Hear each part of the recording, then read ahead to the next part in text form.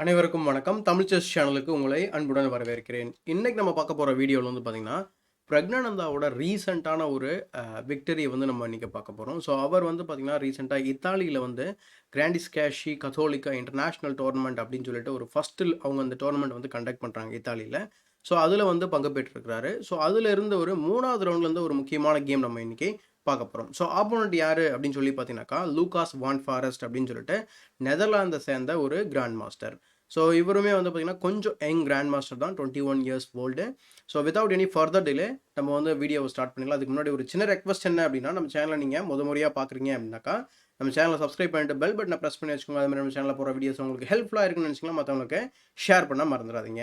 So இப்போ வந்து பார்த்தீங்கன்னா, நம்ம கேமை ஸ்டார்ட் பண்ணிக்கலாம். இங்கே ஒயிட் பீசஸ் வந்து லூகாஸ் வான் ஃபாரஸ்ட் வந்து ஹேண்டில் பண்ணிட்டு இருக்காரு. பிளாக் பீசஸ் வந்து பிரக்ஞானந்தா வந்து ஹேண்டில் பண்ணிட்டு இருக்காரு. ஸோ நம்ம வந்து போர்டை இப்போவே வந்து ஃப்ளிப் பண்ணிக்கிட்டோம் அப்படின்னு சொன்னாக்கா கொஞ்சம் நல்லா இருக்கும், உங்களுக்கு பெட்டர் வியூவாக இருக்கும். ஏன்னா பிரக்ஞானந்தாவோட சைட்லேருந்து கேம் பார்க்கும்போது கொஞ்சம் உங்களுக்கு பெட்டராக ஃபீல் ஆகும். So let us start the game now. So Lucas வந்து பார்த்தீங்கன்னா D4 வந்து ஓப்பன் பண்ணுறாரு, queen's pawn opening. So universal ரிப்ளையோட ஸ்டார்ட் பண்ணுறாரு Prag. Knight F6. So C4 gaining more space. E6 preparing something Nimzo Indian like அந்த மாதிரியான ஒரு இது. பட் இருந்தாலும் நைட் F3 போயிட்டு ஆன்டி நிம்சோ இண்டியன் ஆடுறாரு. So now D5. இது வந்து ட்ரெடிஷ்னலான ஒரு குயின்ஸ் கேம்பிட் டிக்ளைன் லைனுக்குள்ளே போகுது. அண்ட் தென் பார்த்தீங்கன்னாக்கா இட் இஸ் இப்போ பார்த்தீங்கன்னா உங்களுக்கு it's kind of Indian defence. நிறைய ஓப்பனிங் உங்களுக்கு வந்து சிமெட்ரிக்கலாக தெரியும், ரொம்ப கன்ஃபியூஸ் ஆக வேண்டாம். G3 D-Take C4. இப்போது G3 ஆடும்போது ஒரு சேலஞ்சிங்கான ஐடியா என்ன தெரியுங்களா? இப்போ நம்ம வந்து இந்த பானை கேப்சர் பண்ணுறது, பிஷப் நீங்கள் டெவலப் பண்ணதுக்கப்புறம் எப்படி நீ வந்து இதை கேப்சர் பண்ண போகிற அப்படின்றது அவரோட கேள்வி. So after bishop to G2 he plays C6. இந்த டயகனல் வந்து ஷட் பண்ணி விட்டுறாரு. ஏன்னா any டாக்டிஸ் can come after night to E5. ஏன்னா இந்த ஸ்கொயருக்கு வந்து ஸ்ட்ராங்கான பாயிண்ட்ஸ் வேணும். இப்போ ஏன்னா வந்து ஒயிட் வந்து ரெக்கவர் பண்ண ட்ரை பண்ணுற அந்த பானை. ஸோ அதுதான் அந்த plan. So night E5. So சொன்னபடியே வந்து night E5 and then bishop to B4 check, bishop to D2 and then bishop E7. So எனக்கு இந்த மாதிரி விளையாடுறது ரொம்பவே பிடிக்கும். நான் வந்து யூஸ்வலாக வந்து whenever I try to play the knight F6 idea அந்த குயின்ஸ் பான் அகென்ஸ்டில், நம்ம வந்து சப்போஸ் அவங்க நைட் C3 வந்து தேர்ட் மூவில் ஆடாமல் இருந்தாங்க அப்படின்னு சொன்னாக்கா ஆஃப்டர் D4 C4 நம்ம நிம்சோ இண்டியன் ஆட முடியாது. பட் அவர் நைட் F3 ஆடினாக்கா we can give this check and come back. இதனால் என்ன அச்சீவ் பண்ணியிருக்கீங்க? உங்களுக்கு தானே டெம்போ வேஸ்ட் ஆகிருக்கு. அப்படி கிடையாது, அவருக்கு வேறு நீங்கள் பீஸை டெவலப் பண்ணி விட்டுருக்கீங்களே அப்படின்னு சொல்லி நீங்கள் யோசிச்சிங்கனாக்கா, அந்த மாதிரி நம்ம திங்க் பண்ணனாக்கா கண்டிப்பாக நம்ம எந்த பூமே வந்து செஸ்ஸில் விளையாட முடியாது. இது எதுக்கு மெயினாக பண்ணுறோன்னா, பிஷப் வந்து பார்த்தீங்கன்னாக்கா இந்த D2 ஸ்கொயரில் வச்சுட்டு குயினோட ஐஸை வந்து கட் பண்ணுறோம் ஒன்று. ரெண்டாவது, இந்த பிஷப் வந்து D2ல இருக்கணும்னு கண்டிப்பாக விரும்ப மாட்டார். அதனால தான் இந்த மூவ் நம்ம விளையாடுறோம். ஸோ அதுக்காக தான் இந்த bishop B4 check and then bishop E7. Now E3. இப்போ பார்த்தீங்கன்னா பிஷப் வந்து பார்த்தீங்கன்னா kind of stuck in the inside the pawn chain. B5. Now he's trying to defend the extra pawn.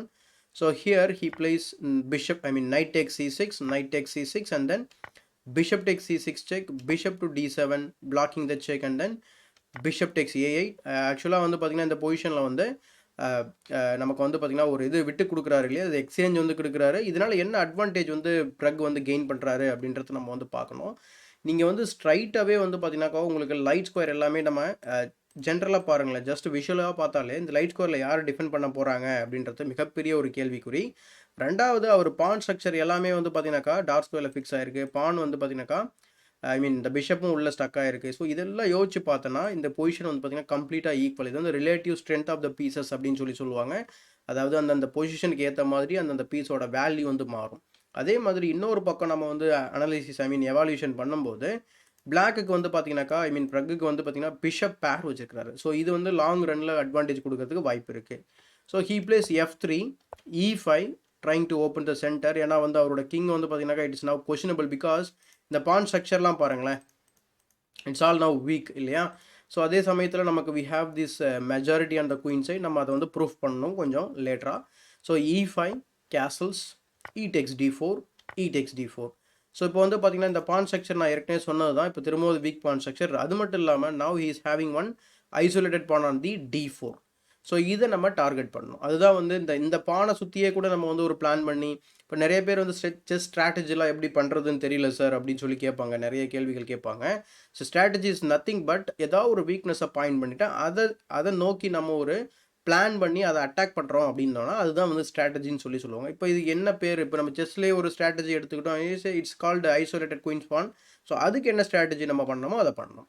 So first இந்த பான் வந்து ஃபர்தராக அட்வான்ஸ் ஆகாமல் தடுக்கணும், அதுக்கு ஒரு பீஸை வச்சு பிளாக் பண்ணணும். அடுத்து maybe bishop F6 target this pawn. அடுத்து வந்து பார்த்தீங்கன்னாக்கா குயினை வந்து நம்ம டார்க் ஸ்கொயரில் வச்சு கூட ப்ரெஷர் பண்ணலாம். And we have to put the bishop on C6, the rook is coming to the D5. எப்படி வந்து நான் பிளான் பண்ணுறேன்னு சொல்கிறேன், அவ்வளோதான். So castles A3. A3 வந்து ரொம்ப அக்யூரேட்டான மூவ் கிடையாது. என்ன காரணத்தினால அப்படின்னு சொல்லி பார்த்தீங்கன்னாக்கா சில காரணங்கள் இருக்குது. ஒன்று, நான் ஏற்கனவே சொல்லியிருப்பேன், நம்ம நிறைய வீடியோக்கள் நீங்கள் வந்து ரெகுலராக ஃபாலோ பண்ணும்போது கண்டிப்பாக இந்த ஐடியா உங்களுக்கு தெரிஞ்சிருக்கும். அப்பப்போ வந்து நம்ம கேம்ப்குள்ளே இருக்கும்போது நம்ம பான் ஸ்ட்ரக்சர் வந்து வீக்காக இருக்காது மோஸ்ட்லி. நம்ம பான்ஸ் அட்வான்ஸ் பண்ணும்போது you are actually giving a target now. The queen வந்து it is now in the corner. It's an excellent post for the queen now. It is not a centralised piece, but வந்து நம்ம long diagonal cut பண்ணுறோம். அது மட்டும் இல்லாமல் for the time being it is acting as a rook also, இல்லையா? So இந்த A பானை நம்ம புஷ் பண்ணுறதுக்கு வாய்ப்பு கொடுக்குறாரு. அதுதான் இந்த மூல பிரச்சனை. So A5.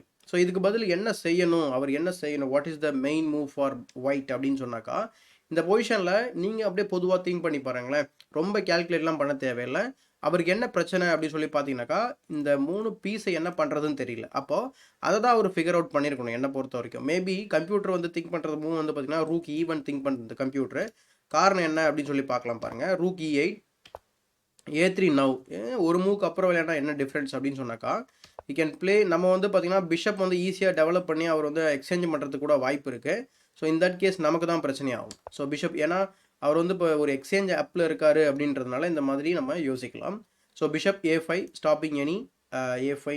நம்ம வந்து ப்ரக் புஷ் பண்ணுறது மாதிரி பிஷப்பில் வச்சு பிளாக் பண்ணலாம். ஸோ பிஷப் C6 நான் ஏற்கனவே சொன்ன பிளான் தான் இது. Knight to D2, queen B7, bishop to B4 trying to exchange. So bishop takes bishop, rook takes E8, knight takes E8, 8x B4. And then இந்த பொசிஷன் பார்த்தீங்கன்னாக்கா ரஃப்லி equal position. But வந்து இந்த பொசிஷனில் ஒயிட்டுக்கு சில அட்வான்டேஜஸ் இருக்குது. But இது மாதிரி ஆடலாம். அவர் என்ன பண்ணுறாருன்னா A3 ஆடுறாரு. அதுக்கு வந்து டைரெக்டாகவே நமக்கு இந்த மூவ் வந்து கிடைக்குது. இமீடியட்டாக யோசிக்கவே கூட கிடையாது. ஐ திங்க் இது வந்து ரொம்ப நேச்சுரலாக வந்து நமக்கு வரக்கூடிய விஷயம். Sorry. So A5 and then night C3. So night C3, queen B7. ஏன்னா நான் ஏற்கனவே சொன்னேன் இல்லையா, குயினை கண்டிப்பாக B5க்கு கொண்டு வருவார். ஸோ தட் நம்ம இந்த டார்க் ஸ்கொயரில் ப்ரெஷர் இன்க்ரீஸ் பண்ணலாம். ஸோ அதுக்கு தான் அந்த idea. A5 has been played. Okay, நம்ம வந்து இப்போ வந்து B4 வந்து புஷ் பண்ண போகிறோம். So that we can prove that we have the majority on the queen side, இல்லையா?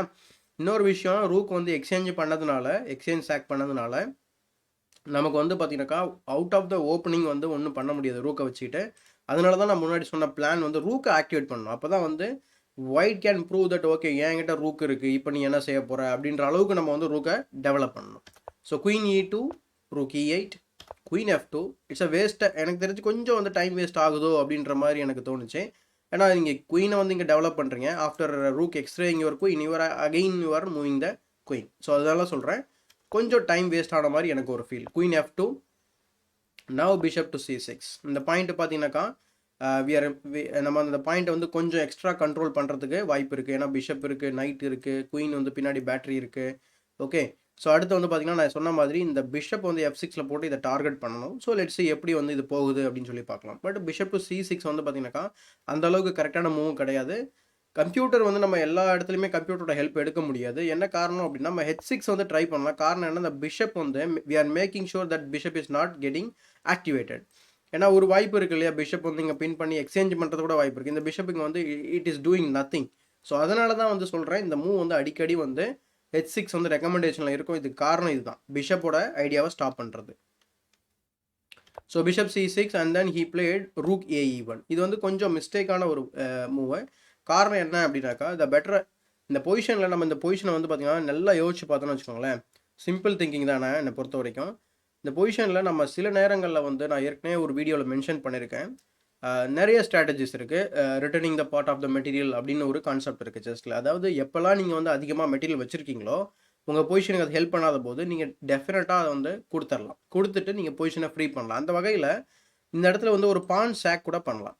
By playing D5 we are allowing this capture. Knight takes D5, queen takes D5, rook F1. ஓகேங்களா, இந்த rook வந்து கொஞ்சம் பிரச்சனையில் இருக்குது. ஏன்னா வந்து எக்ஸ்ரேல இருக்குது. நைட் cannot go far, ரொம்பவுமே எங்கேயுமே போக முடியாது. And then knight to D7, bishop to C3, all of a sudden வந்து பார்த்தீங்கன்னா ஒயிட் வந்து அவர் பொசிஷன் இந்த ப்ராப்ளம் எல்லாம் சால்வ் பண்ணிட்டாரு. எப்படி சால்வ் பண்ணாரு? Returning the part of the material advantage. ஒரு பான் வந்து கொடுத்துட்டாரு. ஆனால் அவர்கிட்ட இருக்க டிஃப்ரென்ஸ் வேறு. ஏன்னா ரூக் அண்ட் இதுதான் நமக்கு வந்து டிஃப்ரென்ஸாக இருக்குது. ரூக் எக்ஸ்சேஞ்ச் தான் நமக்கு difference, I mean the imbalance. But here அவர் வந்து கொஞ்சம் வந்து இந்த மாதிரி ட்ரை பண்ணியிருக்கலாமோ அப்படின்றது தான் என்னோட கருத்து. ஸோ நைட் C5 இந்த பொசிஷனில் நிறைய பேருக்கு தோணுற டவுட் வந்து பார்த்தீங்கன்னா இந்த பிஷப் மூவ் நம்ம பண்ண முடியாது because of this intermediate move. So இப்போ நம்ம செக்கு கொடுக்குறோம். It is a free rook. ஓகேங்களா? ஸோ இப்போ இந்த செக்குக்கு வந்து பார்த்தீங்கன்னா ஆக்சுவலாக இது பேக் ரேங்க். ஏன்னா நமக்கு 2 பீஸ் இருக்குது. அதர்வைஸ் வந்து பார்த்தீங்கன்னா it's a back rank mate. So some piece has to defend இல்லையா F8. So after F8 we can simply drop the rook back. Already நம்ம ஒரு எக்ஸ்சேஞ்ச் டவுனு, இப்போ ஒரு ஃப்ரீ ரூக் போயாச்சு. இப்போ நீங்கள் இதை கேப்சர் பண்ணிட்டீங்க, பண்ணலாலும் சரி, you are going to lose the game. So அந்த காரணத்தினால இந்த மாதிரி விளையாட முடியாது. So we should play the move knight C5 and then rook E5 attacking the queen. So queen E3. இப்போ பார்த்தீங்கன்னா கொஞ்சம் கொஞ்சமாக வந்து பார்த்தீங்கன்னா ஒயிட் வந்து அவரோட ப்ராப்ளம் எல்லாமே சால்வ் பண்ணுறாரு. In fact is going to triple every thing on the E5. ஓகேங்களா? ஸோ இது ஒரு ஆப்ஷன் இருந்திருக்கு. அதுக்கு என்ன பண்ணியிருக்கணும் அப்படின்னாக்கா D5 ஆடி இருக்கணும். ஒரு பானை கொடுத்துருக்கணும். Sorry. So rook E1. So அதனால் வந்து பிரகுக்கு நம்ம ஏற்கனவே சொன்ன பிளான் வந்து ஒர்க் அவுட் ஆக போகுது. So B4 and he plays now 8x B4 and then 8x B4. இந்த பொசிஷனில் நம்ம வந்து 8x B4 ஆடாமல் ஒயிட்டுக்கு இன்னொரு ஆப்ஷன் கூட இருக்குது. Maybe could try the other move, maybe knight E4. அந்த கேஸில் வந்து பார்த்தீங்கன்னாக்கா we can play this move knight to D5. ரொம்ப காம்ப்ளெக்ஸான வேரியேஷன். இப் சப்போஸ் இந்த பொசிஷனில் நைட் C5 உள்ளே வர்றது கூட வாய்ப்பு இருக்குது. ஸோ இப்படிலாம் போகலாம். பட் ரொம்ப காம்ப்ளெக்ஸ் நம்ம பண்ணிக்க வேணாம். பட் சிம்பிளாக அவர் என்ன பண்ணிட்டாரு? சிம்பிளாக நம்ம நேச்சுரலாக என்ன செய்வோம்? கேப்சர் செய்வோம் இல்லையா? ஸோ அதை பண்ணிடுறாரு அவர். Knight E4 and then play knight E4. அப்போ என்ன செய்கிறாரு? Rook to D8. இது வந்து ரொம்ப ஆப்வியஸான ஒரு மூவ். ஏன்னா எப்போ பார்த்தாலும் இந்த த்ரெட் இருந்துக்கிட்டே இருப்பாருங்க பொசிஷனில். ஸோ எதுக்கு தேவையில்லாத அந்த மாதிரி சொல்லிட்டு நம்ம ஏற்கனவே சொன்ன பிளான் தான். இந்த பானை டார்கெட் பண்ணுறாரு. Rook to D8 and then night to C5, bishop take C5, D take C5. இந்த எக்ஸ்சேஞ்சுக்குள்ளே ஏன் போகணும் அப்படின்னு சொல்லி கேட்டிங்கனாக்கா நமக்கு வந்து சில அட்வான்டேஜ் இருக்குது. இது ப்ராக்டிக்கல் பாயிண்ட் ஆஃப் வியூவில் வந்து பார்க்கும்போது பிளாக்குக்கு சில அட்வான்டேஜ் என்ன அப்படின்னா கான்ஸ்டண்ட்டாக அந்த F2ல ஒரு ப்ரெஷர் இருக்குது, ஸ்ட்ராங்கான ஒரு பேட்டரி இருக்குது. இன்னொரு விஷயம் என்னென்னா இந்த ரூக் ரொம்ப ஆக்டிவாக ஆகிடுச்சு. ப்ளஸ் வந்து இந்த டார்கெட்டு இல்லை, பட் இருந்தாலும் rook is active. We can go even rook to D3 sometimes to pressure this pawn. அதே சமயத்தில் ஒன்ஸ் இந்த வீக் பான் வந்து முன்னாடி வந்துச்சுனாக்கா all the light squares will be heavily weakened. So அதெல்லாம் அது ஒரு பிரச்சனை. இப்போது இன்னொரு பான் வந்து இந்த D பான் வந்து நம்ம முன்னாடி பார்த்த லைனுக்கும் இப்போ பார்க்குற லைனுக்கும் என்ன வித்தியாசம் அப்படின்னா முன்னாடியே அந்த பானை வந்து நம்ம எக்ஸ்சேஞ்ச் பண்ணியிருந்தோம் அப்படின்னு சொன்னாக்கா இந்த பிரச்சனையே இருக்காது. இப்போ பார்த்தீங்கன்னா இன்னொரு டார்கெட் தான் நமக்கு கிடைக்குது. ரொம்ப வீக் பண்ண ஆயிடுச்சு. ரொம்ப டிஃபென்சிவாகவும் போகக்கூடாது இல்லையா? So he plate H6 now. இப்போ வந்து அந்த பிஷப் வந்து இனிமேல் வந்து வேறு வழியே கிடையாது, எங்கேயும் போக முடியாது. So bishop F4 now C3, B take C3, B take C3 and then rook B1. So rook B1 வந்து நம்ம குயின் அட்டாக் பண்ணுறாரு. But queen goes to A6. A6ஓட ஐடியா என்னன்னா நம்ம குயினை வந்து இன்ஃபில்ட்ரேட் பண்ண பார்க்குறோம். ஓகேங்களா? So and then he played rook FC1 thinking that okay நம்ம அந்த பாஸ் பான் பிரச்சனையாக இருக்கும் அப்படின்னு நினச்சிட்டு இட் இஸ் கவர்டு, ஆல்ரெடி கவரில் தான் இருக்குது. ப்ளஸ் வந்து இந்த செகண்ட் ரேங்க் வந்து டிஃபென்ஸில் இருக்குது. பட் இருந்தாலும் ரூக் FC1 ஆடுறாரு.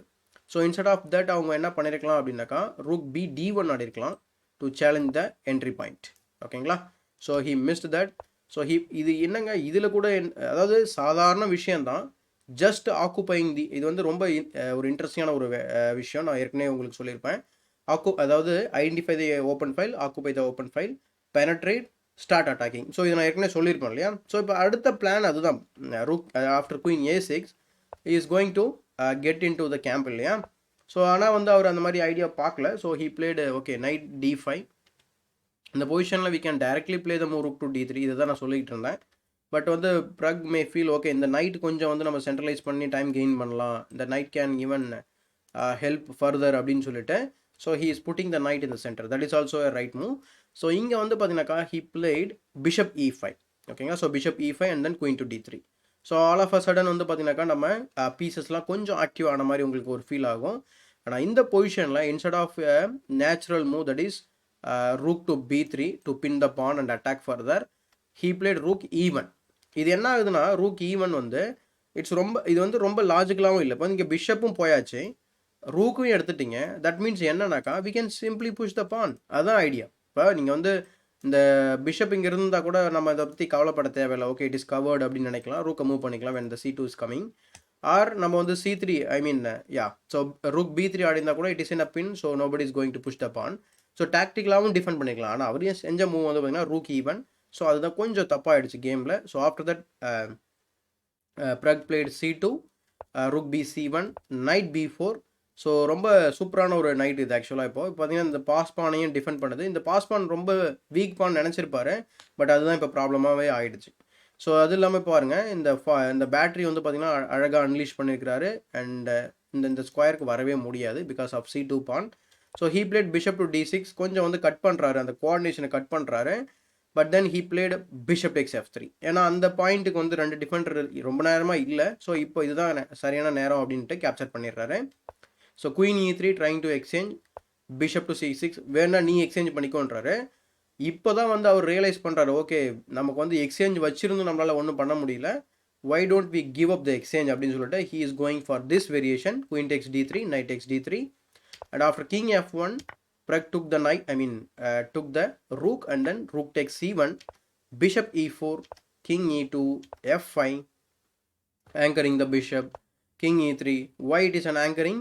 No piece is ready to, or no pieces are என்ன சொல்கிறது, அந்த இடத்துல எந்த ஒரு காய்களுமே கிடையாது இதை சேலஞ்ச் பண்ணுறதுக்கு, சவால் கொடுக்கறதுக்கு எந்த ஒரு பீஸுமே கிடையாது. நீங்களே யோசிச்சு பாருங்கள்.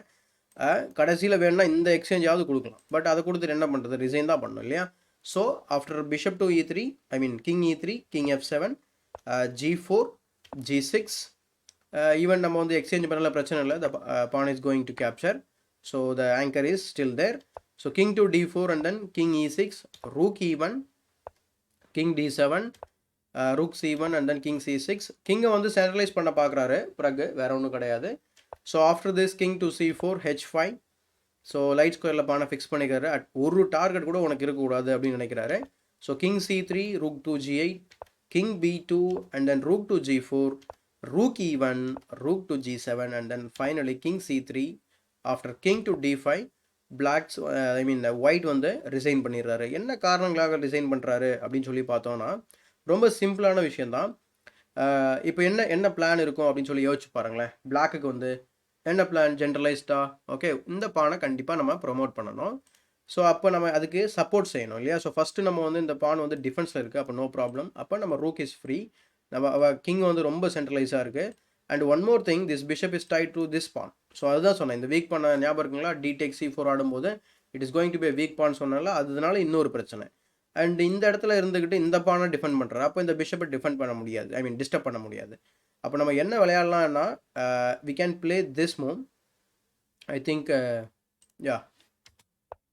ஸோ ஏன்னா ரூக் A1 வந்து ஏன் விளையாடுறோம் அப்படின்றது ரொம்ப முக்கியம் ஒயிட்டுக்கு. So for example rook A1 விளையாடாமல் இருந்தோம் அப்படின்னு சொன்னாக்கா, ஏதோ ஒரு move, say for example let's say இந்த இதையே பிளாக் பண்ணுறீங்கன்னு வச்சுக்கோங்களேன், we can simply play the move rook to G2.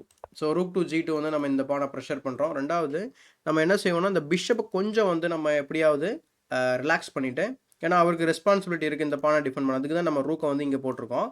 So once இந்த பிஷப்பை நம்ம வந்து ரிலீவ் பண்ணிட்டோம் அப்படின்னா the king can go, ஓகேங்களா. So king can come and also we can invade the back rank. அப்போது திரும்பவும் அந்த இடத்துல நம்ம வந்து கிங் வந்து in a position to reach the இந்த ஸ்கொயரை வந்து நம்ம கண்ட்ரோல் பண்ணும்போது we can simply put the bishop back in to the back rank, to the square which is defending the பான்.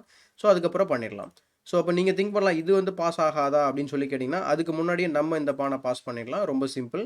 அது இல்லாமல் நமக்கு இன்னொரு பாசர் கூட இருக்குது, we can even give up the bishop for the pawn, ஓகேங்களா. So இந்த ஸ்கொயருக்கு வரும்போது ஸோ இதெல்லாம் கன்சிடர் பண்ணிவிட்டு, or even we can simply இந்த ரூக் வந்து பேக் ரேங்கை விட்டு போகக்கூடாது, ஓகேங்களா. So it's a complete defensive mode for white rook. So back rank விட்டு போகக்கூடாது, அதர்வைஸ் நம்ம என்ன பண்ணலாம், இந்த பக்கம் கூட என்ட்ரி ஆகலாம். ஸோ அதாவது இந்த பேக் ரேங்கில் என்ட்ரி ஆகிட்டு பானை ப்ரொமோட் பண்ணி தான் சிம்பிள் பிளான். இதை டிஃபெண்ட் பண்ணுறது ரொம்ப கஷ்டம். ஸோ அதுக்கு தான் சில பிளான்ஸ் நான் சொன்னேன் பிளாக்குக்கு.